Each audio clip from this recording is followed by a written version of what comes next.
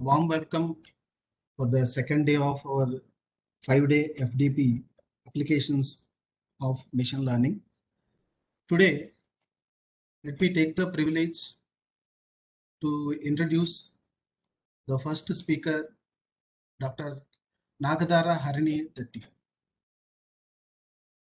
Welcome you, madam. Let me take the honor to introduce Dr. Harini. Dr. Nagadara Harini, working as Associate Professor in the Department of CSE, Gayatri Vidya Parishad, Visakhapatnam.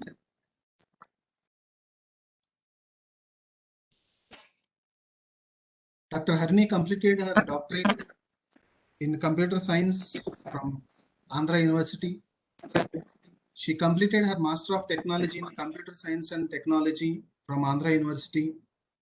She also completed Master of Business Administration in Finance and Marketing from Andhra University.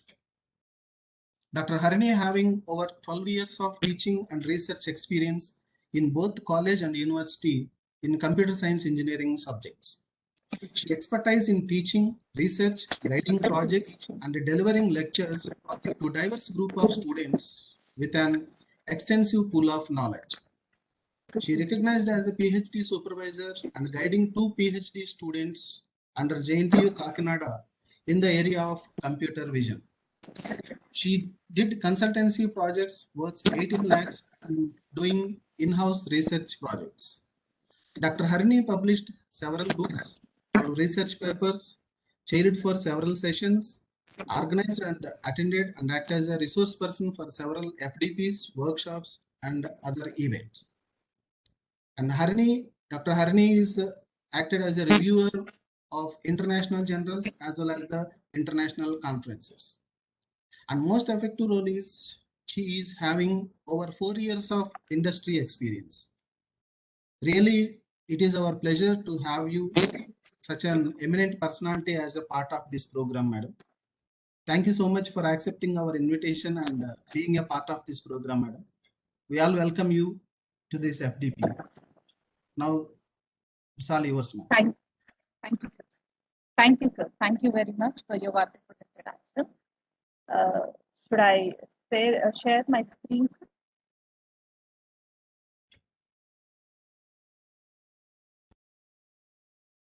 Madam, are you getting any option to share your screen? Yes, madam. You can share your screen. Oh, please.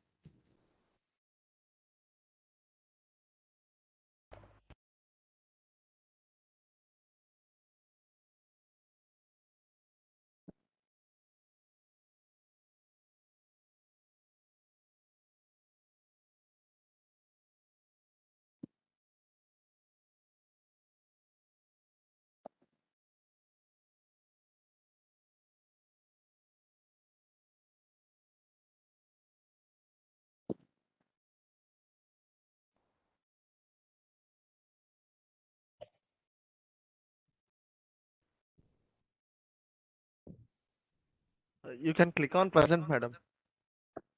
Sure, I'm there.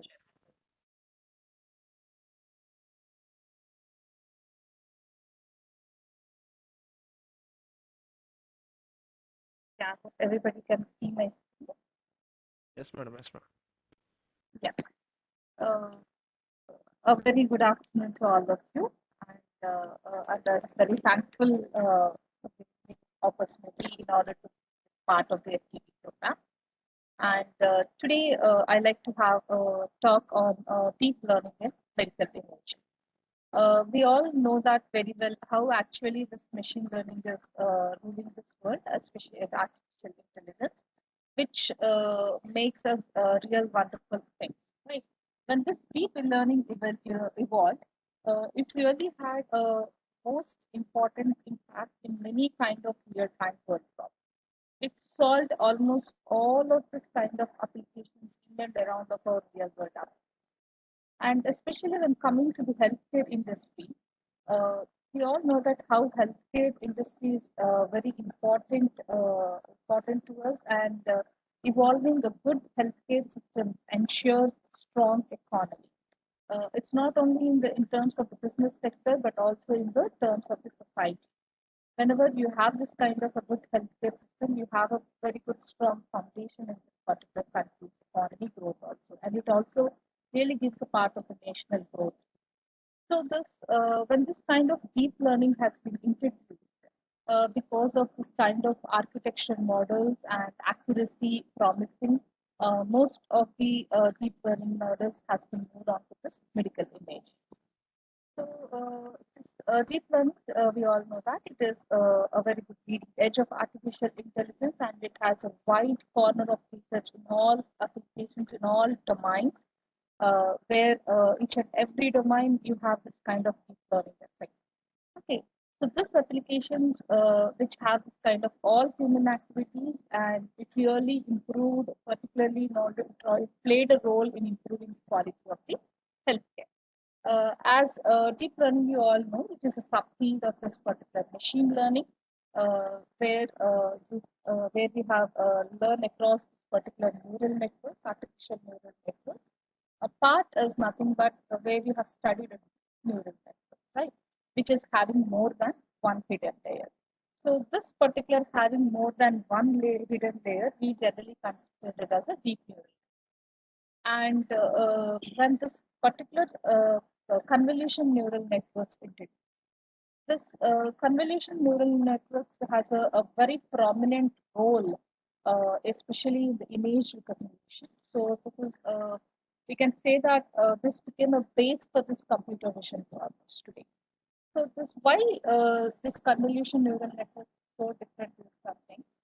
It really understands the complex representation, and it really comes out with studying the raw data of whatever you are transport or whatever you are giving, and no need to study any kind of feature extraction. So directly extracts its own features, and it study, and it can also train thousands and thousands of images at the same time. So this is where convolution neural networks has come. So when these features, these kind of important prominent features are there in CNN, it really attracted most of the industry people, academia people, and also. So this particular, now I can say that very clearly we can see that, especially in this pandemic, this artificial intelligence is playing a vital role in this part of this medicine. Which started with assisting operations, especially this laparoscopic operations, and patient monitoring remotely, and very good smart processes, and personalized treatment, and disease diagnosis. So when this actually AI has been crawled into this particular healthcare, and AI is doing good in a different, in some certain kind of concepts, especially. Hey, my voice is too low. I hope you can hear me very clearly now. Yes, Yes, yes, yes, madam. Yes. Thank you. Thank you very much. Yeah. Thank you for the concern. So we all very clearly know that when this particular artificial intelligence has been evolved into this healthcare, why actually this AI has to come into the healthcare? It really assists both the doctor, I mean the expert, and also as the common man. When the first expert systems has been introduced, the expert system is in the ways that it plays a role as an expert, right? So this kind of clinical decision system, the Mycin structure, has been introduced in early 1960s and 70s itself, and it played a very good role in terms where when we are lack of good expertise people everywhere, wherever we really required. We all know that, especially in India, only the people who are residing in the urban area has a very good access to the health monitoring systems, but in the rural areas we don't have that much access. This particular Mycin structure at that time really helped a lot whenever they want to interact with an expert. This Mycin used to guide the common people in order to have that kind of feel that they are interacting with that expert and get a good comfortable uh, uh, treatment or suggestions which we like to give it. Of course, it never replaces the expert, but it also assists the expert wherever to a certain point of time. we need certain a piece of talk with the doctor so that we'll be also feeling good. So in such kind of cases, this kind of expert system played a very good role. So later on, moving to different fields of wide applications to AI, when this particular GPU is introduced, because GPU is introduced and deep learning has been evolved. So when you don't worry about the computational power and sensors has been introduced, so all this come out and really opened the healthcare system more to the artificial intelligence researchers to look at the problems and to come out with a good prominent solutions to the common people. Firstly, starting with the early detection of ailments. Uh, it's true that discovering the disease early is better always going for a treatment directly, right? So the tumor, especially the tumors, right? In the MRI scans, the tumors. This artificial intelligence is really played a good role in identifying this and detecting the tumors because in a very early stages, right? It doesn't mean the doctor couldn't identify it. When we call an expertise, if the doctor has studied a lot of patients and seen a lot of variety of cases and interacted with many patients, we feel very happy to go and have a chat with the doctor because we feel that he has a very good expertise and we have a good kind of comfort while going for it, right? At least we should go. We will go a good second opinion. We don't find every time all this kind of doctors, right? And the doctors also has an intense pressure every time because he has to see a lot of cases. So there is there where it came this particular artificial intelligence helped both the common man and also the doctor expert by understanding the thousands of massive amount of data and giving you a good where you can see that identifying and detecting this traumas, I mean tumors. Okay. The next is that it improves decision making. Uh, when we have this kind of understanding the massive amount of data, all and when the algorithms involved in it, they can give you a very good reasonable and precise and precision decision making. This particular decision making always it assists the more doctor. I mean, the AI really assists gives an assistance to the doctor in order to give that kind of improving thought process and give you a very good reasonable and precision decision making. And helps in treatment is where it really provides you a good assistance and doing things. Expanding access to medical services is where you go for that. Not only healthcare system is something only to related to only doctors expect, the others also will be there. So it expanded the access to medical services, other services like radiologist and ultrasound scan experts. We don't have such kind of experts available at all the time. So that kind of no voice. Can you hear me, sir? Somebody Yes, has madam. given me a Yes, chat yes. that. Yes, madam. Yes, madam. Clear. You are audible. Yes, please go ahead. Okay, okay, thank you. This kind of expanded access to medical services, especially we don't find this kind of paramedical services like radiologists, ultrasound scan experts. We don't have, and long term of people involving in this kind of accessing this particular medical equipment devices also deteriorates their health. So, giving expanding access to the medical services also it's a wonderful thing. Associated care. Associated now in this pandemic, we have observed that a single doctor cannot do anything. Healthcare ecosystem is nothing but there involves nurses, technicians, and a lot of other people, managers. Everyone involves, then only we can go have a kind of a good healthcare ecosystem. So assisting this particular doctor, the whole evolving of this healthcare system also, this AA provided a very good role. And of course, it is giving a very good superior experience where you can have a prominent data analytics and get a very good amount of experience of knowledge where you can get a full pledge of what kind of disease it is, right? And we all know this wearable devices. We all know this wearable devices. We all use this Fitbit and everything. This kind of checking health through this wearable devices is also a wonderful thing. And end of life care, and this end of life care is what actually the most AI healthcare system is really concentrating on.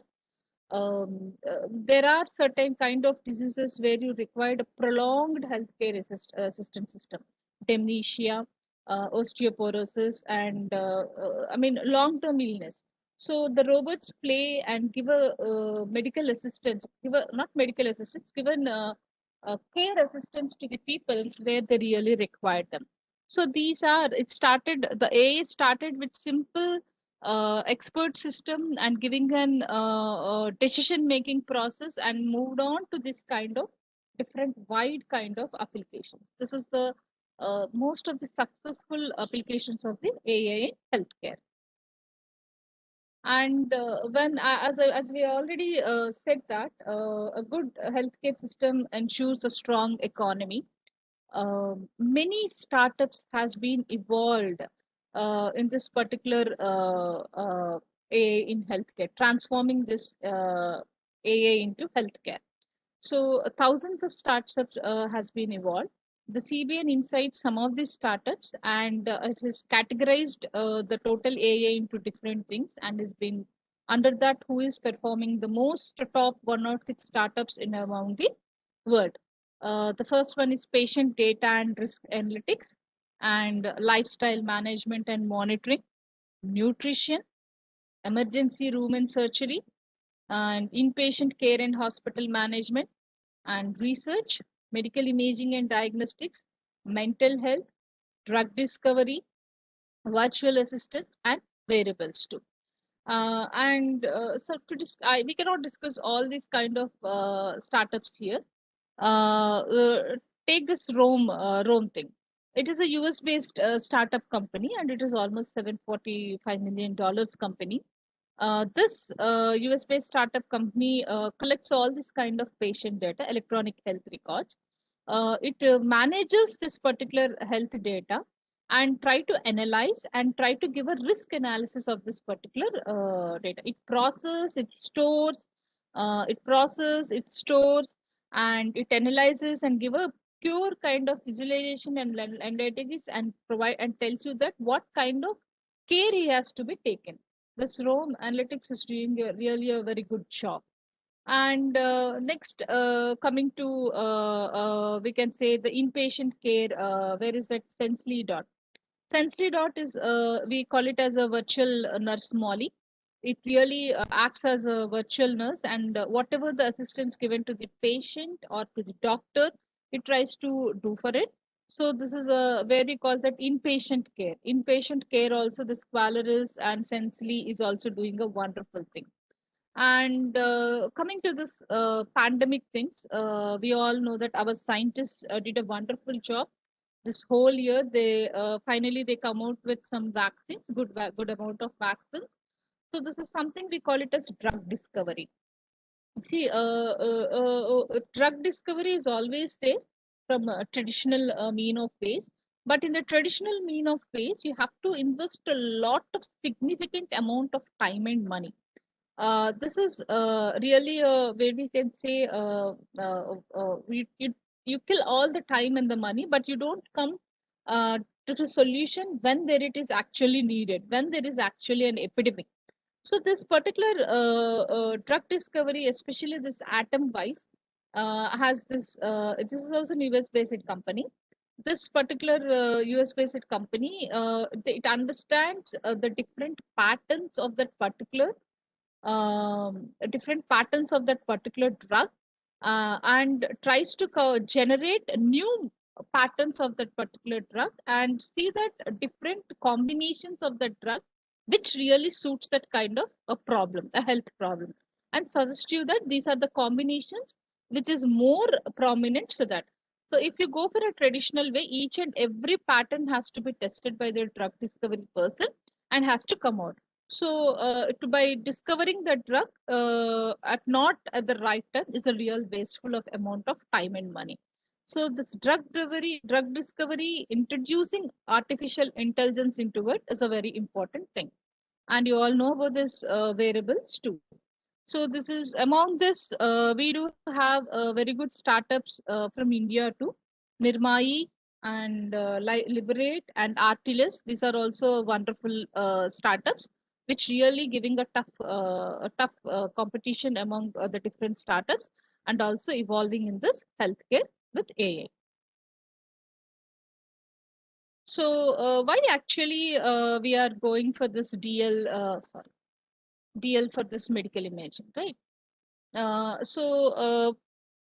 Deep learning, starting with first of all convolution neural networks, as we said that it is one of the most prominent deep learning model.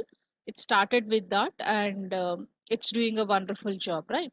So now, why actually we have to go for this, right? And it is a very good for image recognition.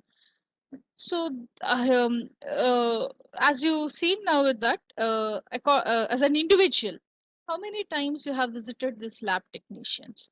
You have visited a lot of times, taken given a lot of blood samples, X-rays, scans, and as an individual, you have a lot of data. As an individual person, not as a patient, but you have a lot of data with you.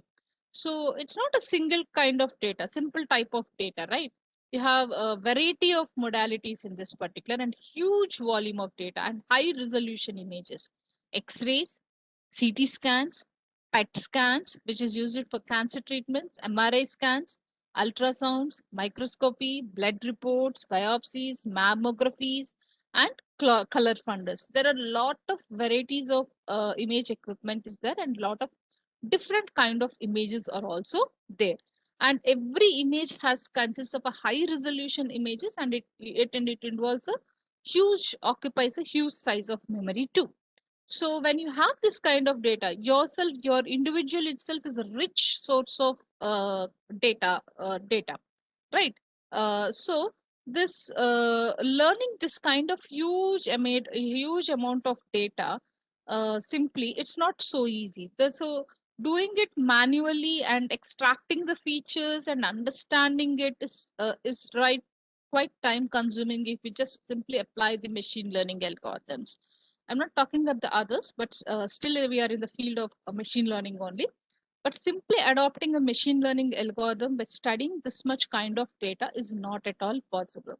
So then actually this kind of deep learning comes because it have multiple layers, and it is also proved that it is showing a better accuracy. If it is something in other cases, predicting or detecting with a lesser accuracy might not uh, giving you any kind of failure. But if you say that in the medical field, if even a point 5 accuracy is also leads to a life and death cases.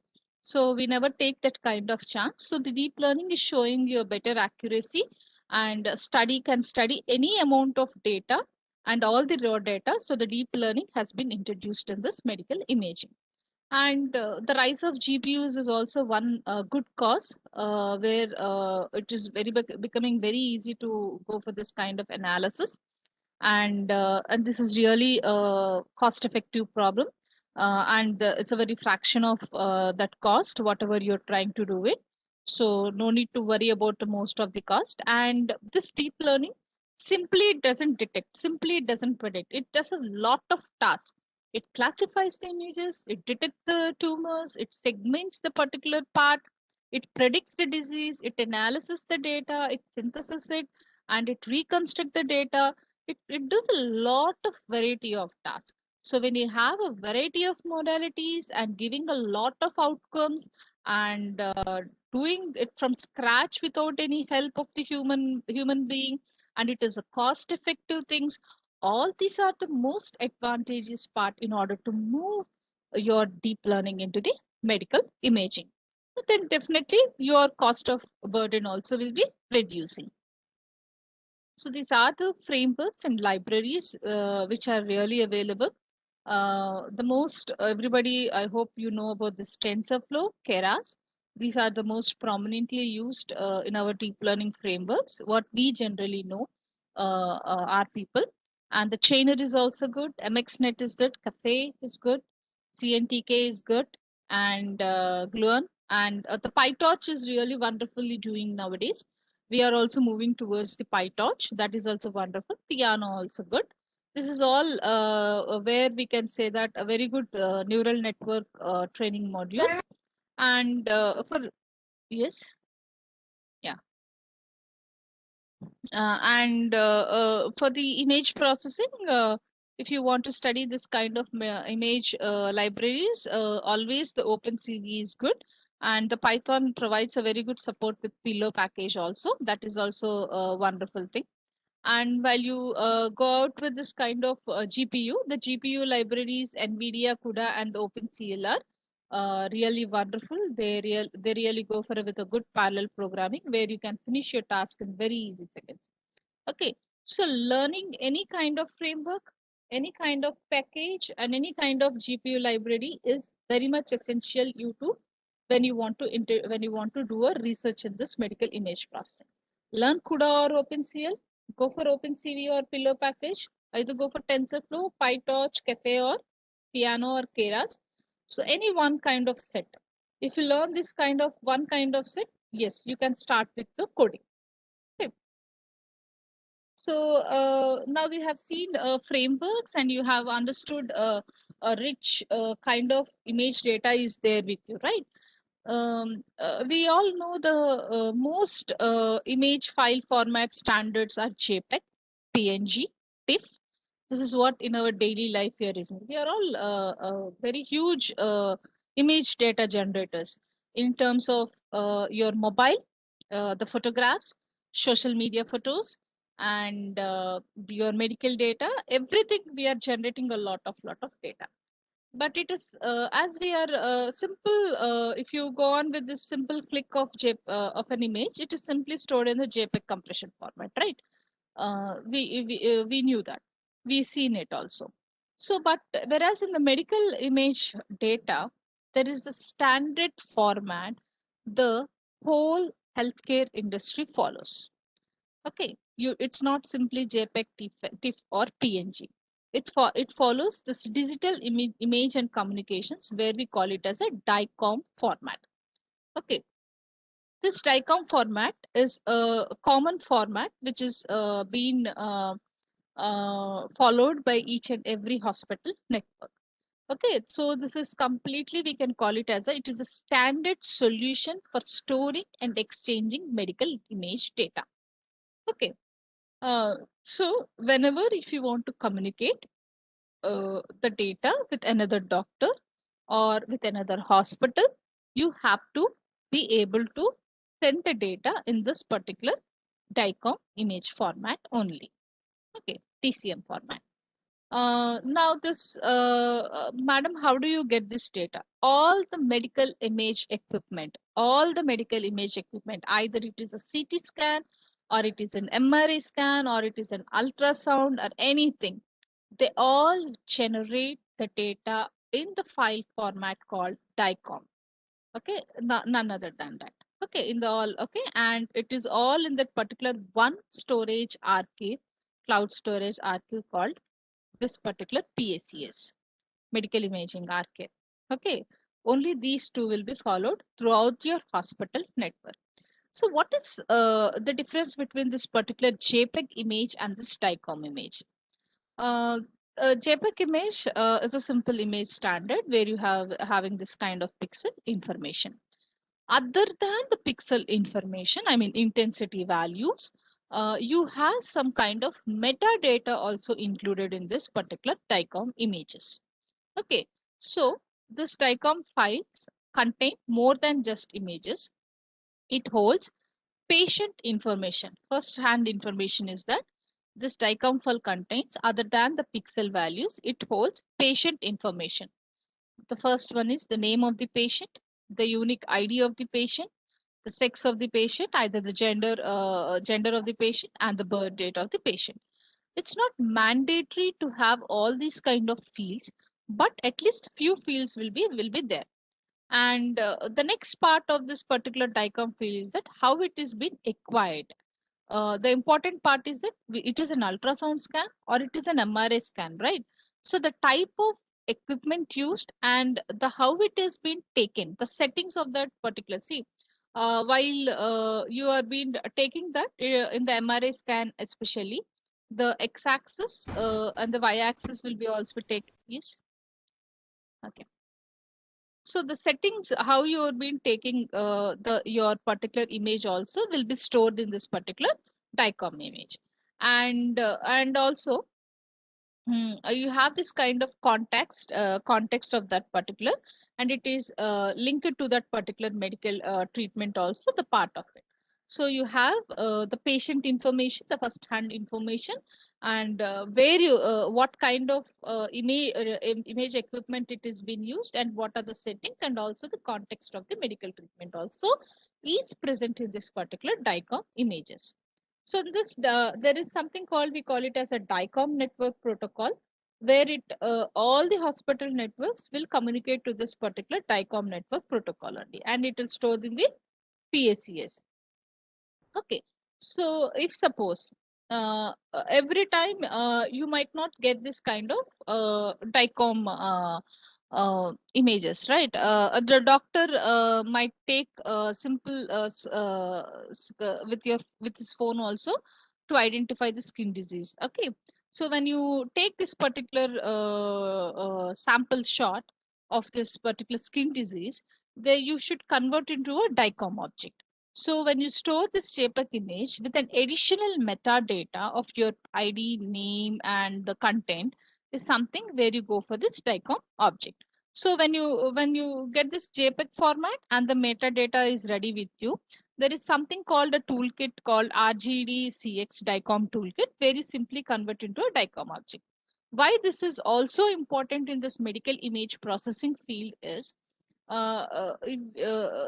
when you have this kind of patient information in each and every image of the what it is been generating, there the privacy factors come into aspect, security aspects, right? No patient is willing to give his data to the other person. They don't know, no, never any person doesn't like it to in order to share his kind of illness data to others other than the doctor. They never like it, right? So, and this is also very crucial. If this kind of amount of data is leaked to any country, this is also act as a biowar. Recently, if you observe this particular BBC News or CNN, the China is collecting our this kind of patient data, DNA data, so that it can target our health system. It can target our health system. So this is very important, and preserving is also important. So but when you want to develop any kind of models, you always require the kind of amount of data. So there you can go for this kind of RGDCX DICOM toolkit and create a DICOM objects and can do your work. Okay, so these are the DICOM elements. These are the DICOM elements. DICOM elements, and here you can see in this screen data set, data element. This is where you will be going this network communication protocol. The data elements will be moving on in a particular data set, right? So now in this data element, you have this tag, VR, value length, and value feed. Okay, so the tag is nothing but it is a unique identity information, where simple a barcode which is given in the supermarket, right? It defines the element and the properties. A simple barcode, a unique ID, unique ID. This unique ID also will be having in terms of the pixel size of the image also. Based on the size of the image also, this kind of tag also will be generated. And VR is nothing but it defines the data type of the element, what kind of data type it is. So and this is also depend upon the transfer syntax too. It always varies, VR. And value length is that every element will be having the length. Okay, either it is an even or odd, But if even though it is length is odd, it becomes even. In order to make it even, its strings are padded with a binary data or with a null data, but it goes with a value length called even only. Okay, and the fee and the value of that particular field. What is the value of that particular field? This is the tagline which is given in this particular DICOM element. How do you open this DICOM images with the help of the Python?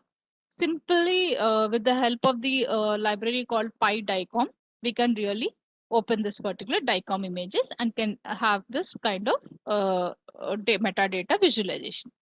So this is a sample which I like to show you.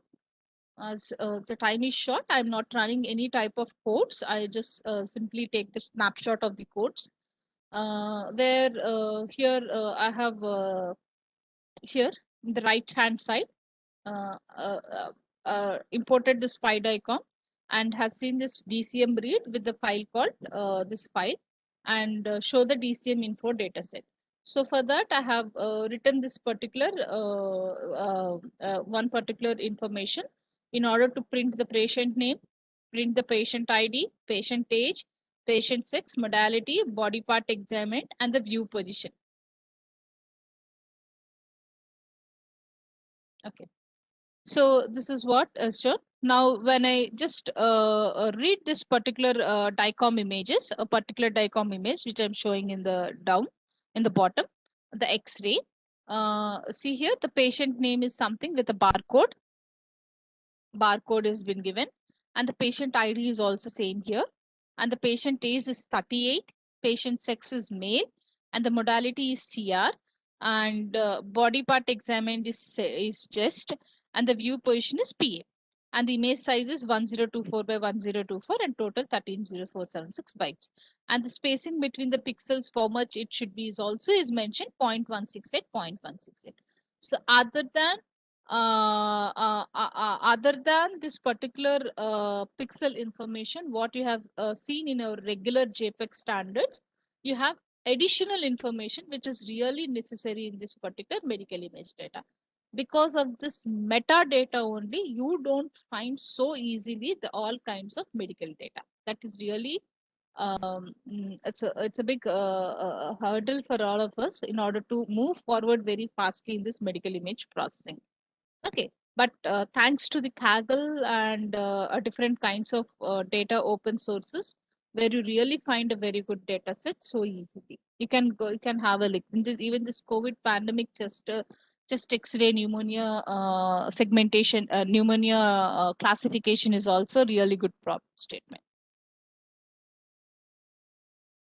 So basically, before going into detailed of what actually we are having this kind of deep learning models, a basic CNN model. I hope in this FDP onwards you have this kind of CNN model. I just skip a little bit fast. We are running out of time. So now this is an input image. How actually basic CNN is, because without understanding this, we cannot move forward so easy. So this particular take an input image, any size of image, and what is convolution? Convolution is nothing but passing a kernel or a filter on on an image and doing a convolutional operation and coming out with the possible outcomes of them. That is convolutional operations. This is what we will do it in the convolution, right? So these are nothing but we the convolution part, whatever the mask we are doing it, we either call filters or kernels or marks or anything. So on the input image, if your kernel is passed, you will be, that is nothing but we talk it as a convolution. We have done the convolution. So after the convolution, we can use any kind of activation function and come out with the featuring maps. So now you have set of feature maps with you. So the beauty in this particular CNN or deep learning is that you don't require to extract features separately as you done it in the machine learning. Automatically the feature maps will be generated when you pass this kind of convolution, when you apply this kind of convolution technique. So when you have this kind of set of featured maps, because you don't use only one single filter, you use a multiple filters, with different sized windows also. Right, when you have this kind of multiple filters on this particular huge size of image, considering each and every pixel, you will be generating a lot of feature maps. So once you have this kind of set of feature maps, you have to pull out the important information from that particular feature maps. So there you have the rise of the concept. Yeah. So there you come out this concept called pooling. So in this pooling, we generally say that either the max pool or average pool, you try to take that.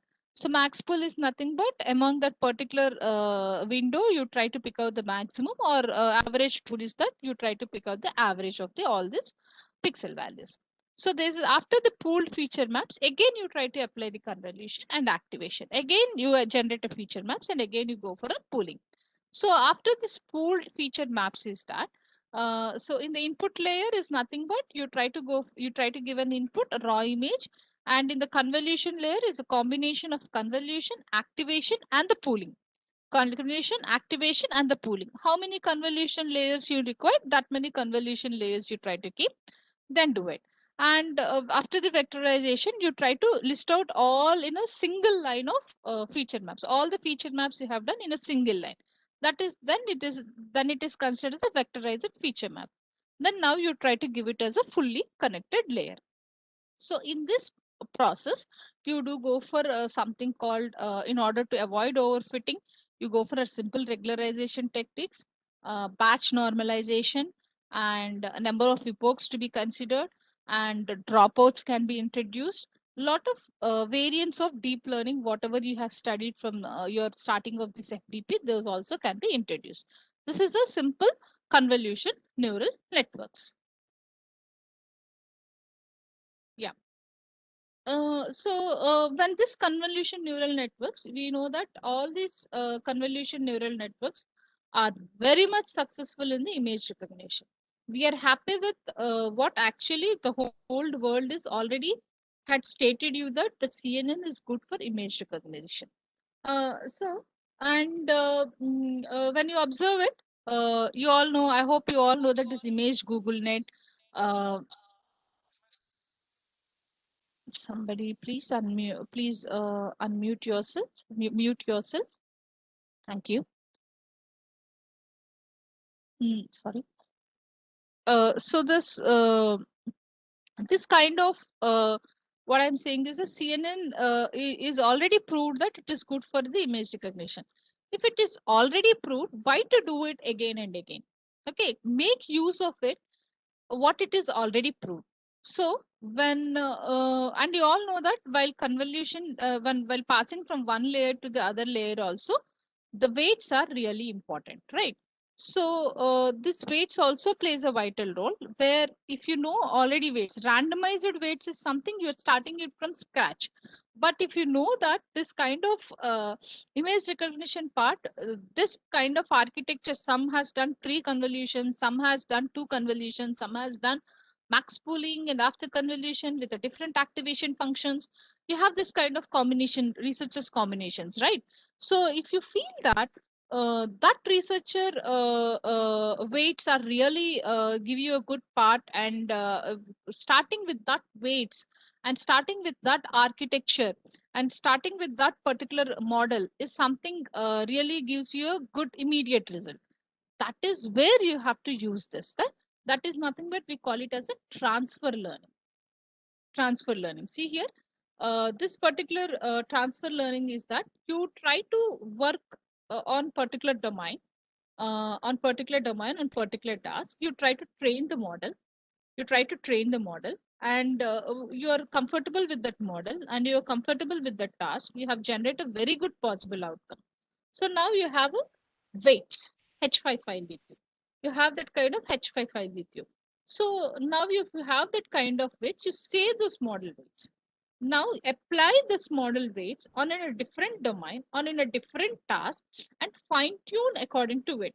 So no need to start within the scratch of the initializing of your randomized weights. So now you will be starting already with the weights already proved with some other problem in some other domain with a good outcome result. So this is nothing but we call it as a transfer learning. Okay, so pre-trained networks with transfer learning. This is what we call. Already the network is already been trained, and already this network has been trained, and you try to grab this particular whatever the parameters you have used in that particular training, you just use it in this particular in your problem statement. That is what pre-trained networks with transfer learning.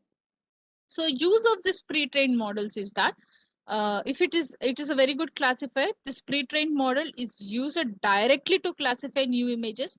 Whatever it has been used to other classifier, now you can directly pull it up from that classifier and try to apply to our new classifier problem and just hypertune it, and you'll get a very wonderful result. You don't even need to start from the scratch. That is a very good advantage of this pre-trained model.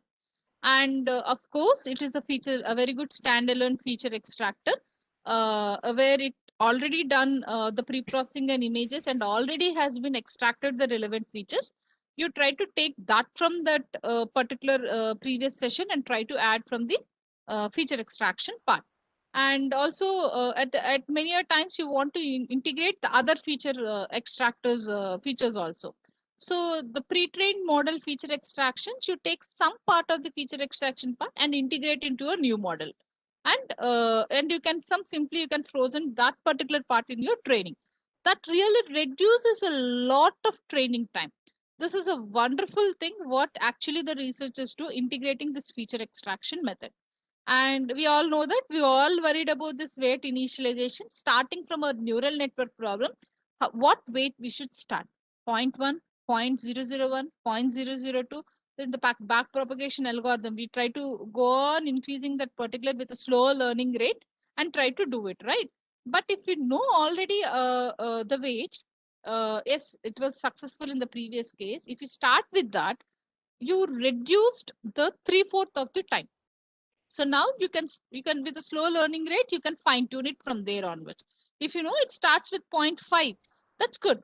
But if you're coming to 0.5 is in the during training phase itself in your specific problem, it kills your valuable time.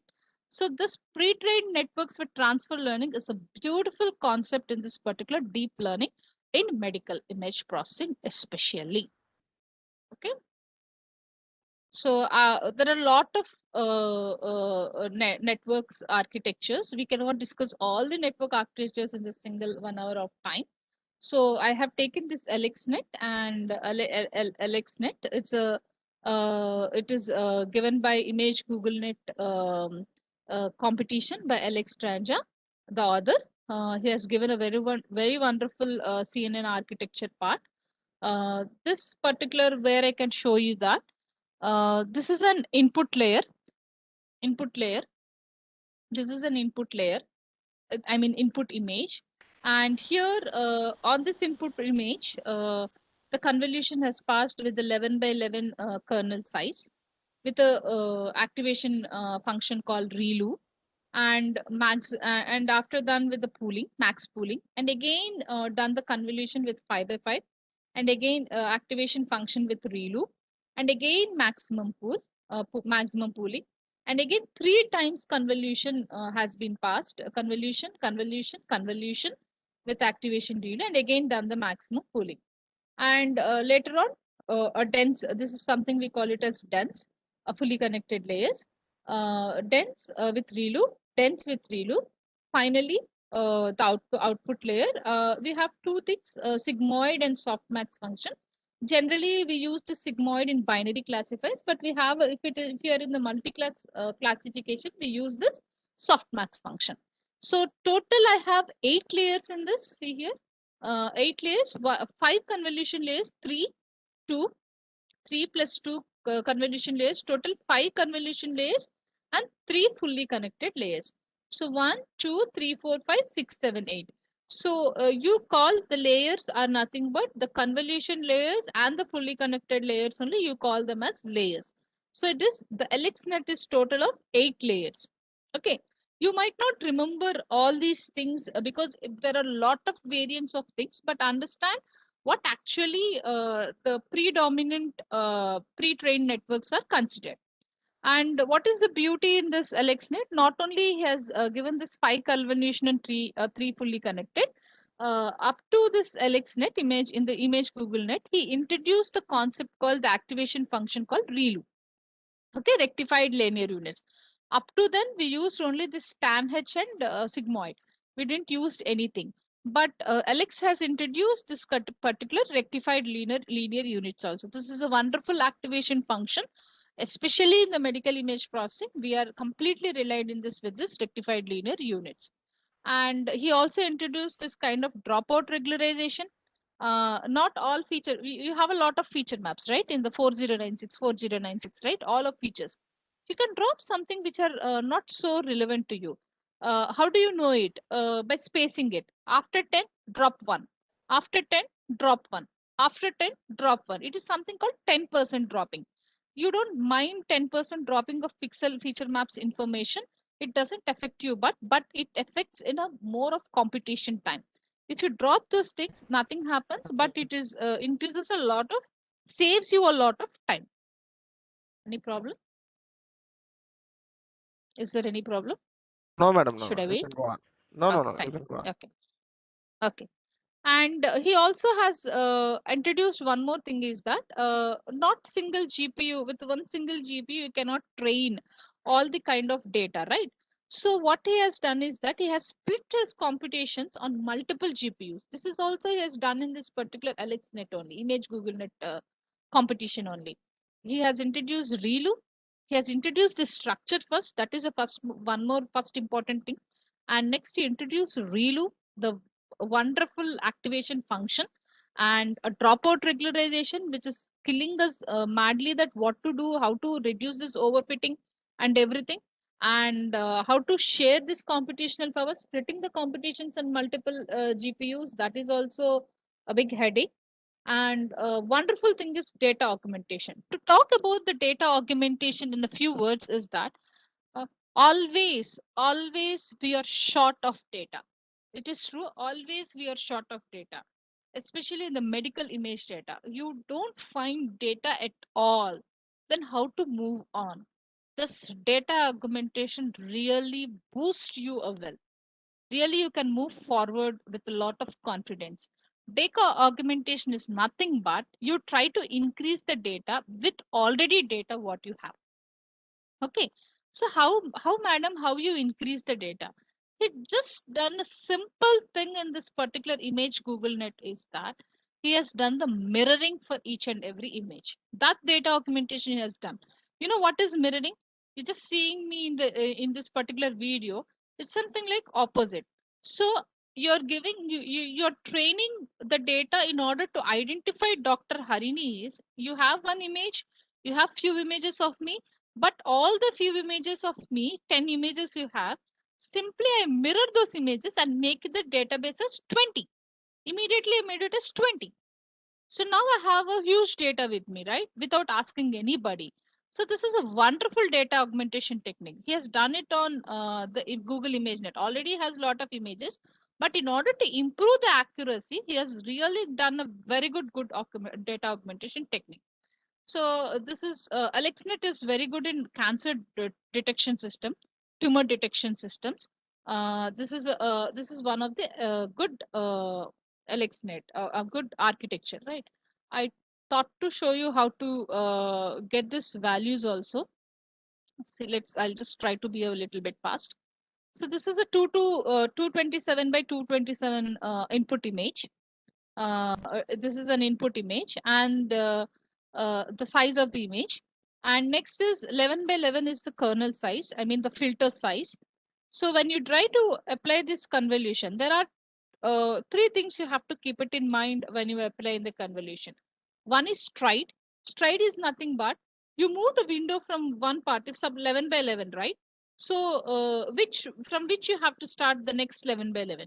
So number of columns or rows you have to leave it something, right? 11 by 11, the next 11 by 11, or leaving the first part and going it immediately, right?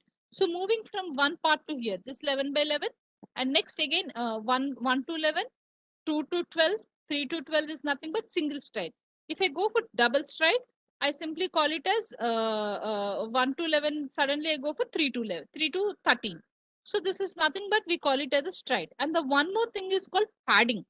Padding is something like while you go on this moving of the convolutions, when you go 11, 11, 11, 11, 11, 11, there in the end, the whole 11 by 11 window is not fitting for you, right? So you put a dummy pixel cells, 0 pixel cells, dummy pixel cells, and try to do it. Why do you do this padding is something in order to maintain the same input image size to your output image size. That is where you try to do the padding. So after this convolution, you do have a very basic formula. A simple formula is n is nothing but the size of the image 227 and n plus 2p. 2p p is nothing but the padding. N plus 2p minus f. F is nothing but the filter size by s. N plus 2p minus f by s plus 1. N plus 2p minus f by s plus 1. Here what is n? 227. I don't have any padding in here. So I done it with minus 11. Minus 2p is 0. N minus f is minus 11. By s is nothing but 4 plus 1. It is nothing but 55.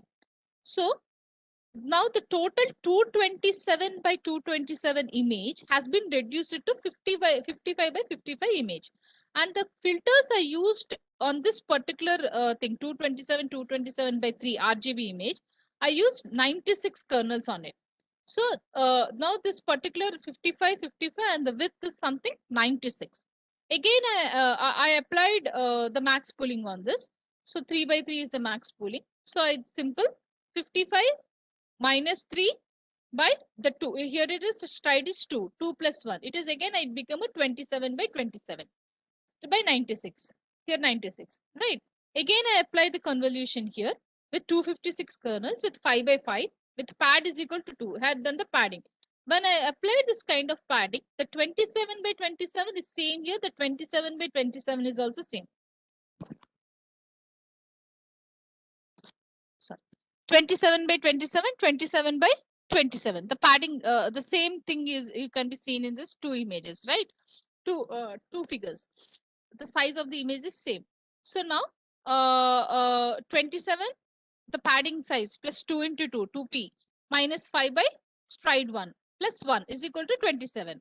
Okay. So now again, you will be doing this maximum pool with stride to 13 by 13 with 256. Here I have used 256 kernels, 256. Again, convolution has done with 3 by 3, pad is equal to 1 and done it. So again, 13 by 13. Again, padding, 13 by 13. Again, convolution, 13 by 13. Again, now I didn't use any kind of padding. Again, max pooling is done, 6 by 6, 256. Now I stopped. See, total 8 layers has been finished, right? Convolution 1, 2, 3, 4 and 5. These are the 5 layers of convolution neural networks has been finished. Now I vectorize it. I vectorize the whole thing as in this, and now I reduce it to the 1000. As you know that ImageNet has 1000 classifier. It has been 1 second. I'll tell you, sir. 1000 outcomes using this softmax. Somebody has given the question. 1 second. I hope, I think you have asked me, is the data augmentation techniques as simple as, is similar to the boosting in sampling, right, sir? Second, it's not showing the chat box.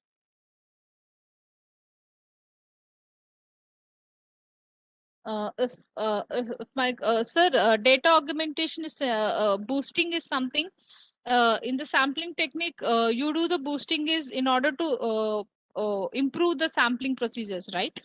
It's a similar way, but in the data augmentation, what you try to is that you try to power up the images, what you have been doing. You generate the images. I mean, you increase the image data size. You increase the image, you increase the number of images in the data set. That is the question here. You increase the number of images in the data set with a different techniques. This is about the AlexNet and semantic. I just want to share one more thing. Semantic segmentation of coronary artery in cardiac MRIs. This is a consultancy project with Exavisage Tokyo, Japan. They have come out with a simple problem. They have an MRI scans, which they want to detect that particular. It's a coronary artery is nothing but a cardiovascular disease problem, right? So this coronary artery, whatever they have provided a very less cardiovascular images, MRI scans, and they told us to segment the coronary artery. This is what they have given the problem statement to us.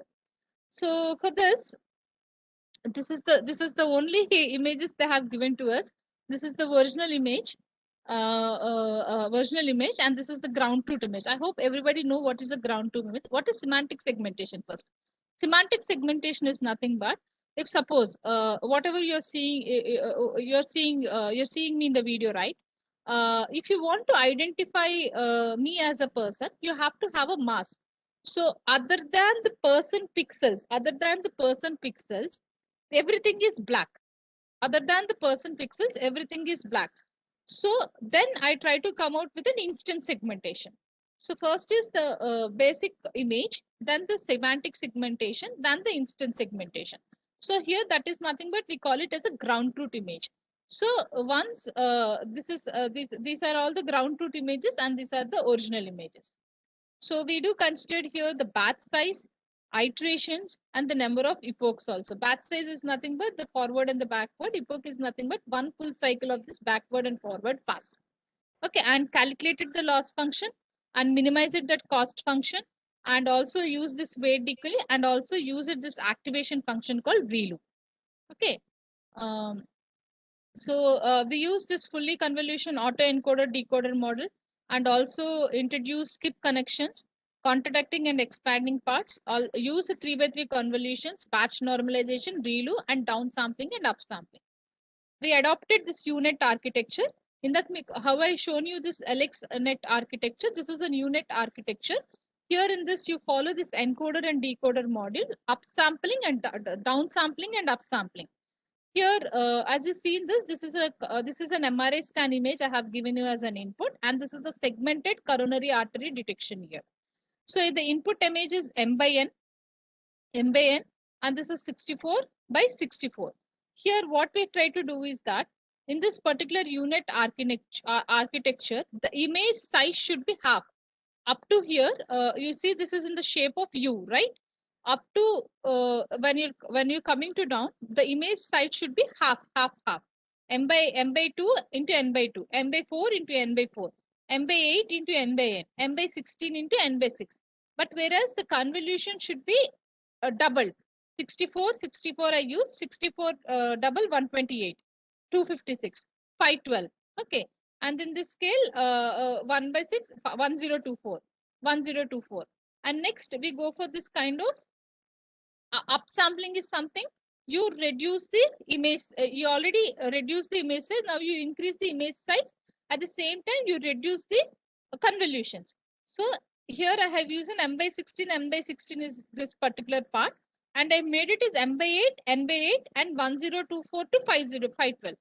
So the part here in this you have to remember in this upsampling is that this part is directly fed up into this particular copy this 1024 to here, and then next you go for 512 and 512, and again this will be copied to this 512, and again it made into 256, and again this is copied to 256, and again it is made to 128, and finally 128 to 64 to 6. The same thing whatever I have given this with output segmented image.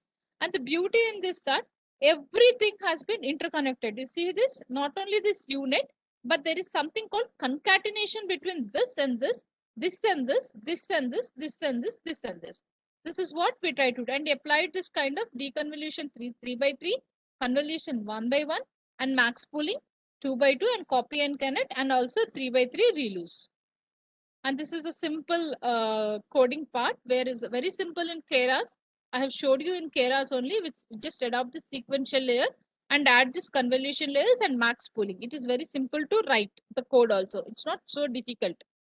And test the accuracy with this UNet with simple precision recall and everything. And very much in mostly in this particular image recognition, you go for this kind of intersection of union, IOU. This is the mean IOU have been selected, and this is the qualitative results. So here we adopted the data augmentation technique also in this. We adopted the rotation, mirror. We didn't adopted the mirroring. Mirroring is not possible in this. Rotation, angle, transpose also we have been adopted. These three augmentation techniques, we have increased the accuracy of this particular semantic segmentation result. This is what, firstly, we have adopted SegNet, but we got very poor results with 84%. It is not advisable. So when we adopted this particular unit, we got 96% of accuracy.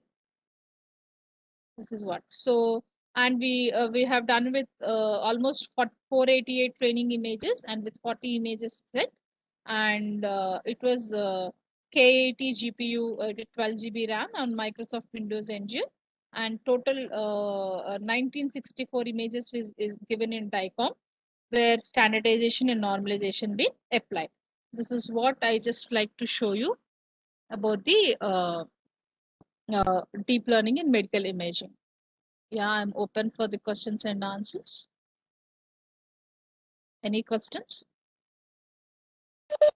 Madam, good afternoon, madam. Good afternoon, sir. Good Please, afternoon, sir. Please, sir. Yes, madam. Your work is excellent, madam. Actually, you done great work on CNN and all these things. Thank you, sir. Thank you, sir. These, did you publish a paper on this, or you are doing the work on this? Actually, Actually, part of the part work of is the been work is been published, sir. published, sir. Yeah. Not fully. Not fully. Okay. One of One of the the PhD scholar works are doing, is also doing. he submitted his thesis, Okay. but still the But work still is the work going is on. going on. Okay. And did you use all the deep learning algorithms, or only you were focusing on CNN? Actually, use it, sir. Sir, it is not like all the algorithms. The CNN variant architectures we will be using it. We used LHNet, IGNet, BGG16, UNet, and also recently we have done with the diabetic retinopathy, ShellNet. We used all these. Medical care also. Diabetes. Sir? I think you were done some little bit work on diabetes, healthcare. Yeah, diabetic retinopathy, sir. Okay, madam. Actually, I am also doing the work with CNN. Okay, sir. Healthcare and Okay. diabetes. That's what is there. I think only you were focusing on retinopathy healthcare, or any other diseases or another parameters. I didn't get you, sir. I mean, the disease, the hypertuning parameters you're asking. Yes, madam. Sir, in the, sir, I think the voice is echoing. So I couldn't get the point actually what is actually. Madam, now Ask. its voice is okay. Even Sir, that, I don't. we are not able to voice, sir.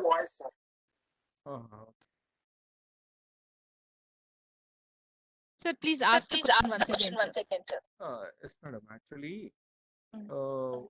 what are the parameters are you consider when you were working with a diabetes with retinopathy? Okay, sir. Sir, diabetes retinopathy, we do work on this kind of region of interest. Lesions region of interest. Okay, sir.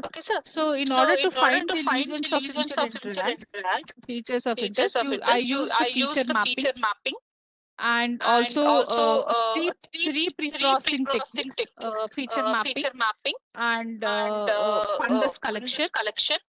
And done that with started working with UNet with batch normalization and also the number of folks and the C4.5 characteristics. And the weights initialized with a particular unit because unit is a standard most of the medical image processing applications. When we consider this unit architecture, we applied this particular shellnet also. And finally, we come out with this region of interest. Yeah, a lot of echo is coming, sir. Even I couldn't understand. Yeah, Should yeah. I? Your You can replace connect is to very me good, ma'am. in a you can connect to me outside of this class also, sir. Yeah, yeah, I'll fine, ma'am. yes, yes, I'll Actually, just I'm listen. working as a professor in the same, madam, System Engineering Oh, College, same department. okay, sir. Nice. Kiran Sri, he's our head of the department. Okay, yes, sir. Nice to meet you. Yes, madam. Thank you, madam. Nice. Okay, sir. Okay, madam. Thank you. Sunil sir, please proceed, sir. Thank you, sir. Madam, thank you so much for giving a lot of information within a short span of time. Actually, we didn't expect it this much of